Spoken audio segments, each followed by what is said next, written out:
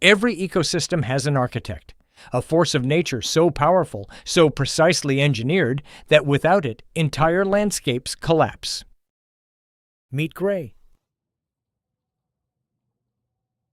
An apex predator, a social genius. And today, we're going to find out why it is absolutely awesome to be a wolf.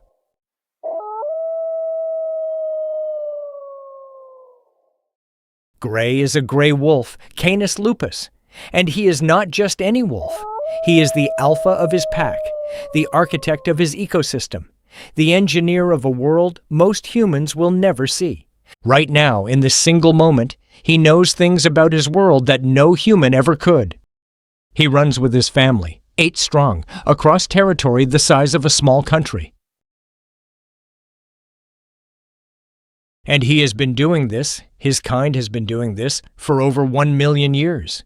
So, what exactly makes it so awesome to be this animal? Let's start with the basics.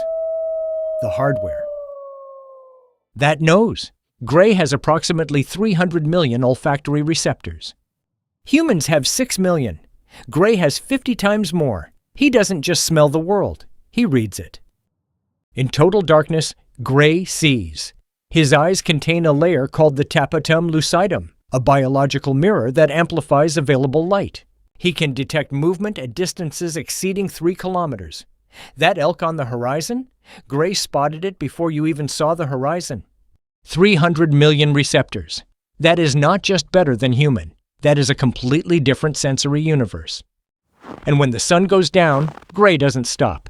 He upgrades. Let's talk about the jaw. Gray can generate over 1,500 newtons of bite force. That is enough to crack the femur of a moose.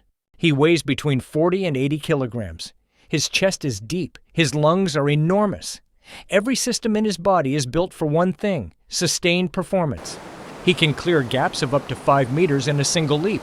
Not impressive for a wolf, just Tuesday. His paws, large, heavily padded, with spreading toes, act as natural snowshoes. Where you would sink, Gray floats. He is not the biggest predator in the forest. He is not the fastest. He is not the strongest. But he is the most complete, the most balanced, the most perfectly designed. Gray can travel 50 to 80 kilometers in a single day. Not running, loping. At a pace he can maintain for 12 hours. When he sprints, he hits 65 kilometers per hour. For short bursts, but that's not his strategy. His strategy is intelligence. Right now, Gray is watching, not just looking. He's reading the herd, identifying the weak, the old, the injured. He communicates this to his pack without a single sound, through posture, through eye contact, through years of living and hunting together. The success rate of a wolf hunt is between 14 and 40%.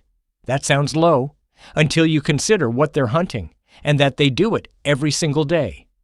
50 to 80 kilometers per day. For context, the average human walks 5. And we think we're active. Here's where it gets interesting. The wolf pack is not what the movies told you. There is no brutal domination, no constant fighting for rank. Gray's pack is a family. When a pack member is injured, the pack slows down.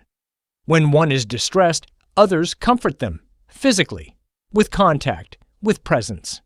Adult wolves play, regularly, not for training, for the bond, for the relationship, because the pack that plays together hunts together.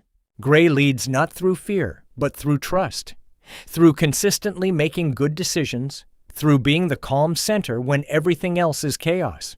And when a pack member dies, wolves have been observed returning to the site repeatedly, standing, silent, still. Science calls it post-mortem interest. We might call it something else. That howl.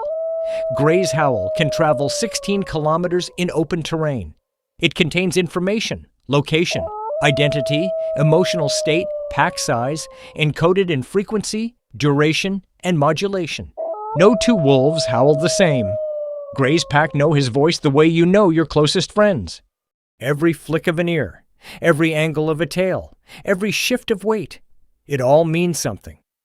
Wolves have a complete nonverbal language, and they are fluent in it from birth.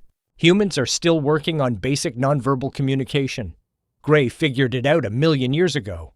Gray mates for life. Not as a romantic concept, as a biological and social reality. His bond with his mate is the foundation of the entire pack structure. Pups are born in spring, typically 4 to 6 per litter. The entire pack raises them, not just the parents. Every adult wolf in Gray's pack is a caregiver. After the hunt, after the territory patrol, after everything, Gray goes home. To them, every time. The apex predator, the ecosystem engineer, the pack alpha, goes home and lets a 6-week-old pup climb on his head, because that is also part of the job.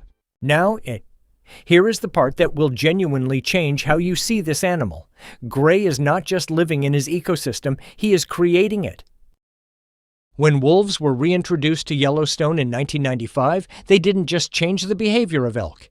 They changed the behavior of rivers. This is called a trophic cascade.